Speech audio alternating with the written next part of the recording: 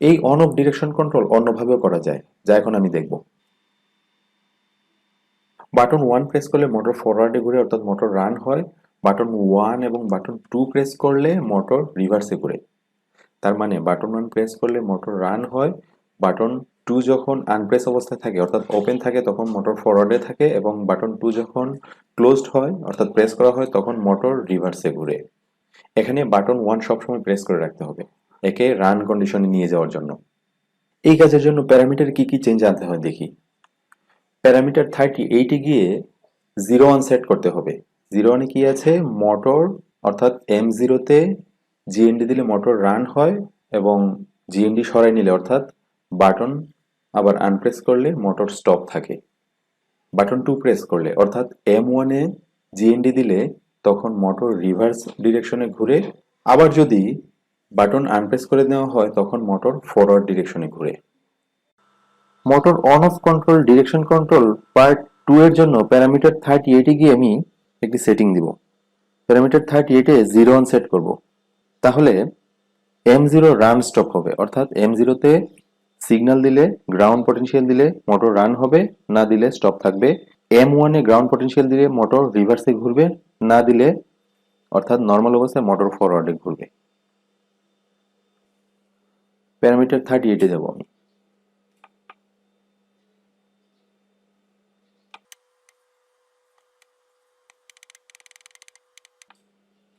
Enter. 38 এ গিয়ে আমি 01 set করব। এন্টার। এখন আমি M0 তে গ্রাউন্ড পটেনশিয়াল দেব, অর্থাৎ এই সিলেক্টর সুইচ চেঞ্জ করব। মোটর ফরওয়ার্ডে ঘুরতেছে।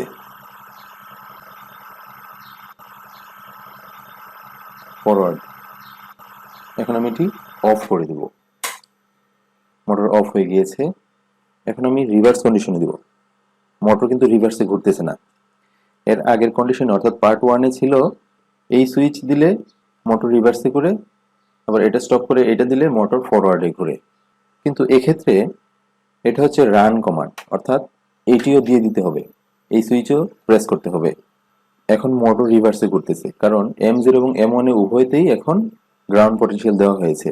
আমি যদি এটি অফ করে দিই তখন মোটর ফরওয়ার্ডে ঘুরবে।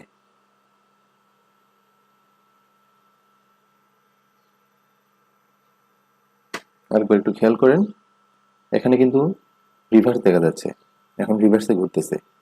সুইচ আমি চেঞ্জ করব, ফরওয়ার্ড হয়ে গিয়েছে, মোটর এখন ফরওয়ার্ডে ঘুরবে। এটা জাস্ট একটা কনসেপ্ট। অটোমেশন পারপাস অনুসারে আপনার প্রয়োজন মতো আপনি লজিক সাজিয়ে নিতে পারেন যে আপনি কিভাবে মোটর কন্ট্রোল করতে চান, বা অপারেটর কিভাবে মোটর বা সিস্টেম কন্ট্রোল করবে। এভাবে খুব সহজেই আপনি ফরওয়ার্ড রিভার্স ডিরেকশনে মোটরকে ঘোরাতে পারেন এক্সটার্নালি সিগন্যাল দিয়ে। আমি এখানে সুইচের মাধ্যমে সিগন্যাল দিয়েছি, আপনি এখানে সেন্সরের মাধ্যমে অটোমেটিক্যালি সিগন্যাল দিতে পারেন, অর্থাৎ সেন্সরের সামনে কোনো অবজেক্ট পাইলে মোটর ফরওয়ার্ডে ঘুরবে, অবজেক্ট না পাইলে রিভার্সে ঘুরবে।